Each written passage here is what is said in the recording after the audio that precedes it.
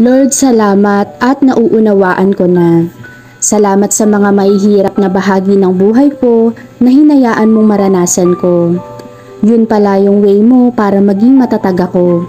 Salamat sa mga araw na hinahayaan mo akong malungkot.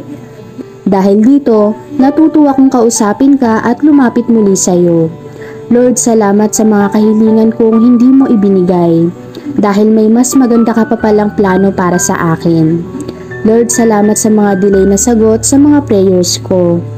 Dahil dito, natuto akong maghintay at magtiwala sa iyo.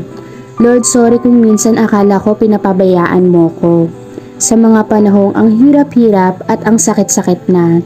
Pero hindi, nandyan ka lang pala. Hinahayaan mong maranasan ko to. Hinahayaan mong maramdaman ko to. Para mas maging matatag ako. Para matuto ako sa pagkakamali ko. Para muling lumapit ako sa iyo. Lord, ikaw na po ang bahala. Alam kong sa kamay mo, mas mapapabuti ako. Pinagkakatiwala ko sa iyo, Lord, ang buhay ko at ng pamilya ko.